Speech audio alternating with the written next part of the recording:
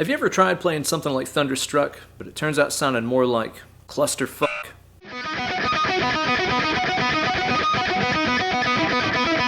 If that sounds familiar, you're not alone. Riffs like that combine open strings and fretted notes with alternate picking can be really challenging to get down. Fortunately, I've got a great workout you can learn and a whole bunch of tips to improve your hand synchronization.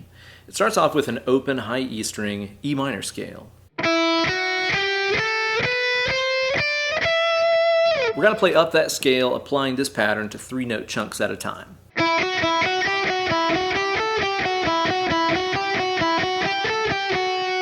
After we get to the top, we're going to walk down using this pattern.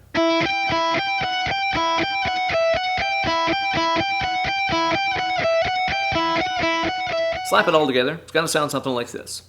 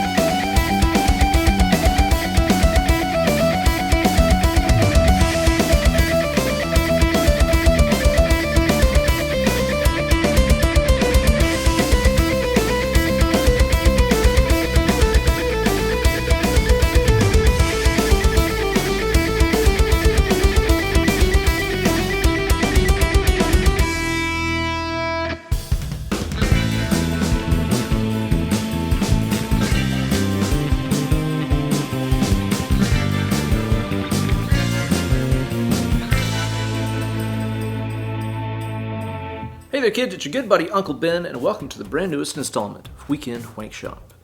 I'm here to admit, unproudly, that I am also a member of the Open String Licks Are Hard Club. I've always struggled with these. From the very first time I tried to learn Thunderstruck, it was just a mess trying to keep the fretted notes and the picking in sync with each other. So I've gone to great lengths to create some exercises for you guys that'll improve that hand synchronization, and I know these work because they help me. And if I can, now you definitely can, because I was homeschooled. And you probably weren't. I'm going to show you guys how to play that bad Larry, then give you some technical tips. And you're going to get even more out of this video if you snag the guitar profiles, practice tracks, downloadable tabs, and so much more over on my Patreon page, patreon.com/BenEllerGuitars. You're not going to miss that $1 a month it's going to cost you to get access to hundreds of exclusive posts, but you are going to miss out on the Guitar Illuminati secrets I'm going to be spilling if you don't. So don't delay, sign up today. Gear-wise, I'm playing my Jackson USA Virtuoso Hardtail here, which I just adore, and I'm playing through the Fractal Audio Axe FX 3. So this is based around a one-string lateral E minor scale. It's E, F sharp, G, A, B, C, D, E. It's going to look something like this.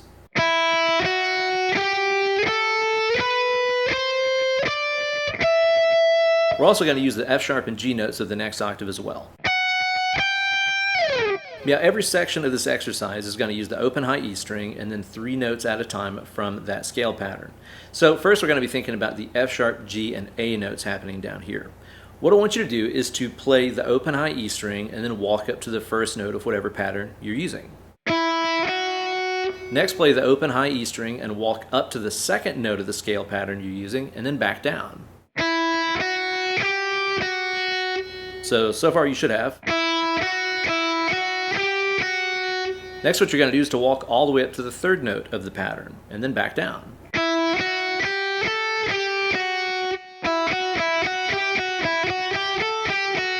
And we're going to be thinking about this as triplets, da-da-da-da-da-da-da-da-da-da-da, with that kind of rhythm right there.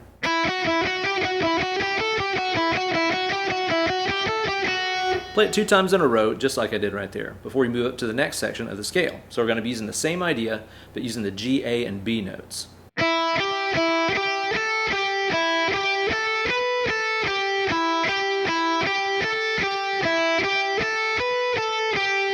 Next, we're going to play the same idea, but using A, B, and C.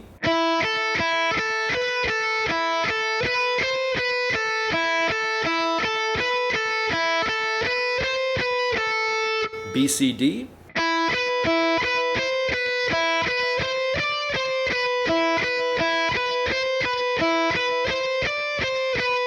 C, D, E.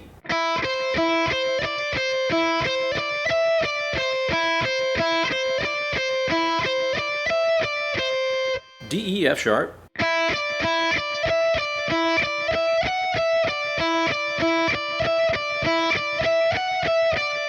And then back here at E, F sharp, and G.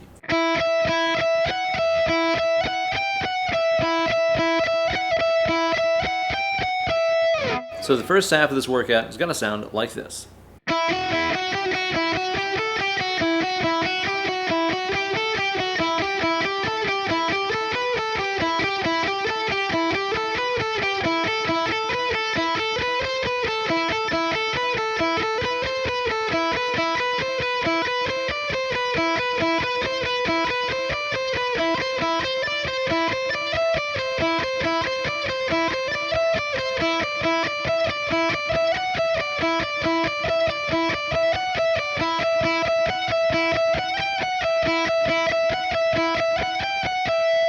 After that, we're going to flip it and reverse it, Missy Elliott style, and play the same idea but reversed.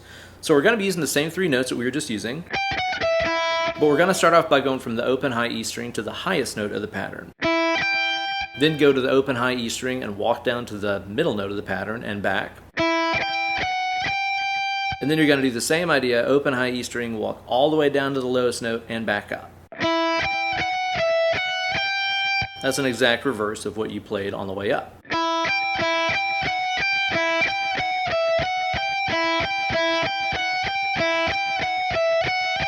Same idea using F sharp, E, and D.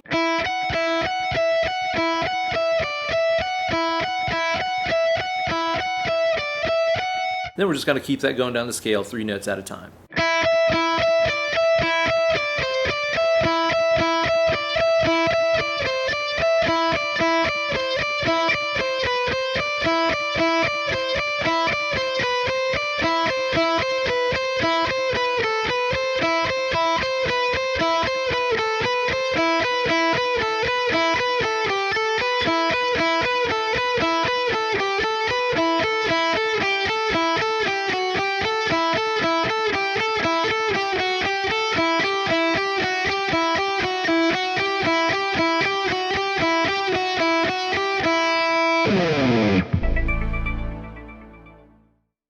Let's try that together again, at stepdad speed.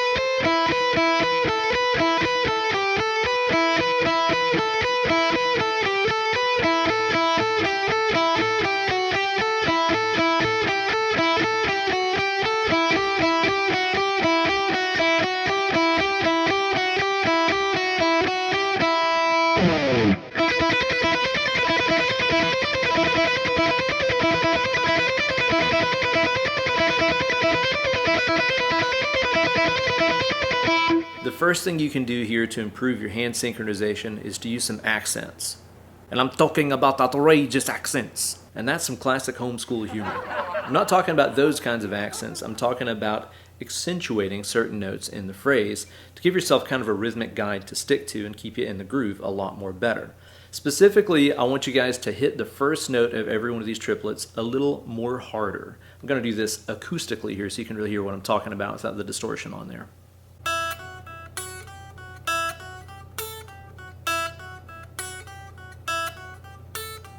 Ah, the dulcet tone of an unplugged electric guitar with low action and thin strings. As you can hear, I'm really smacking the first note of every one of those triplets a little bit harder. Whenever you play with a more monotone pick attack,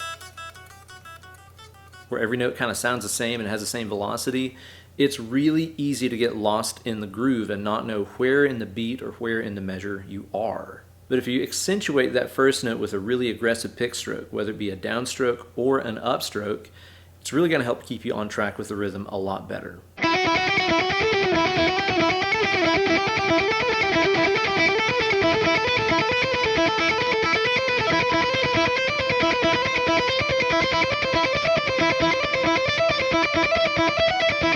Just remember, whenever you play with accents like that, your right hand becomes the metronome that you yourself are playing to. Licks like this one that sit on a single string for a long time with alternate picking are the perfect place to start shortening up your pick stroke for a more efficient movement. The best piece of advice I can give you isn't even mine. I'm going to rip it off from my good buddy, the incredible Rick Graham. Be sure to check out Rick's channel. It's full of incredible lessons and inhuman shredding. I don't know how the guy does what he does. He had a great tip on pick strokes a while back that really stuck with me. I call it the sticky picky approach. And what you're going to do here is you're going to go through the note with like a downstroke, let's say. I'm going to use the D string here because this can be kind of irritating sounding. I don't want to drive anybody off by chirping on that high E string a bunch here. So I'm going to use the D string, go through with the downstroke, and then what I want you guys to do is to stop the sound of the note by making your pick stick to the underside of the string. See how I did that right there with my upstroke? I went through with the down, and then I choked the string with the upstroke. It's going to look something like this.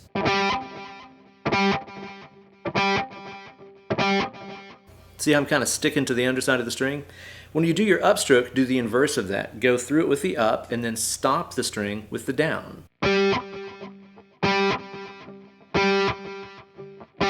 Try to stop the string with the pick as fast as you can.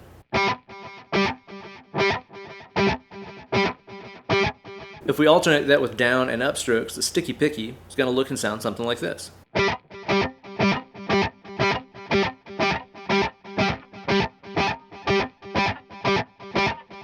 I could listen to that for hours. It's a lovely sound.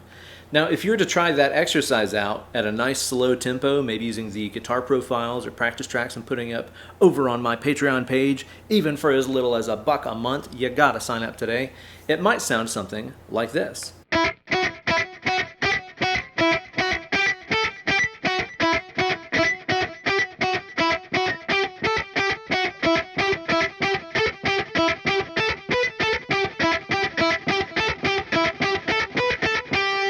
Yeah, not exactly an enjoyable sound, but it does amazing things for making you conscious about how big of a pick stroke you're making. Because if you're always trying to shorten it up by choking that string out like that, you're not going to go all the way down here whenever you pick that high E string. It's going to keep you staying really close to that string every time if you have that sticky picky mindset. Thanks, Rick. And just a couple of quick left-hand tips here. I recommend placing the thumb really loosely on the back of the neck, kind of in the center of every position. One thing that you can't really see from the camera angle being where it is that my thumb is roughly in line with my middle finger in most of these positions here. Like if I'm here in the GAB one, which is the stretchiest part here, my thumb is behind the 5th fret, which is lining up with my middle finger. Makes just for a good fret sandwich, gives you the most power. And I think it teaches you to keep your thumb nice and relaxed on the back of the neck, As you play through this, it's such a long marathon of notes. You really want to be conscious about any tension that's building up. I really want you guys to focus on the left-hand thumb, especially as you're playing this, because it's just going to be kind of stationary in every one of these positions. And stationary stuff is when your thumb usually starts to press down harder and harder and harder, just because you're sitting in one place for so long. So as you go through this, be sure to keep that thumb nice and loose. You could even practice this with the thumb off of the neck entirely, just kind of floating like that. And that'll really teach you to keep that thumb nice and relaxed as you shred.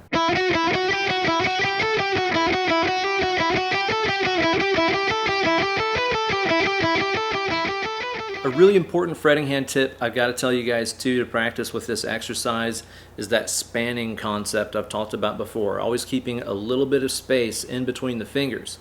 Most of the time, whenever I see players struggling with open string licks like Thunderstruck, like we were talking about earlier, it's because their hand is kind of darting around the neck like this, because their fingers are all glued together. It might look something like this.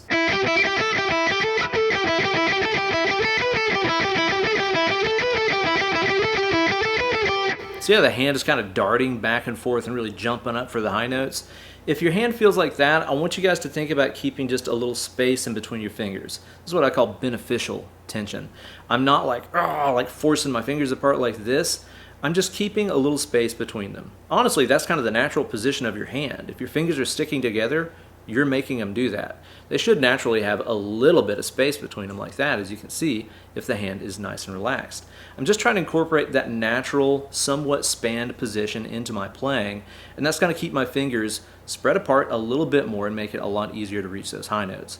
Now, of course, for something like the G-A-B stretch like I was doing, yeah, it's going to incorporate a little bit of extra fanning out of the fingers. But if I use that as a starting point, it's going to be a whole lot better than going from this glued together kind of approach. So be sure to do just like we did at homeschool prom and leave a little bit of room for the Holy Ghost in between them things.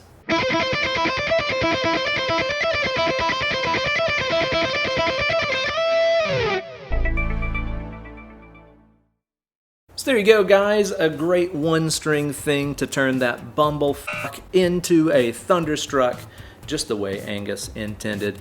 You're going to get even more out of this if you practice along with the guitar profiles, practice tracks, and downloadable tabs that are waiting for you over there on the Patreon page, patreon.com/BenEllerGuitars. All that stuff and more is available to you, even for just $1 a month, so don't delay, sign up today. Thank you guys so much for watching the video. Be sure to subscribe to the channel, like the video, and ring the bell for notifications every time I upload a new slice of fried gold right here just for you guys. Be sure to stay tuned next week for some more rad guitar stuff coming at you. Now get away from the computer machine, grab that guitar, start mashing some rope. Less clicking, more picking.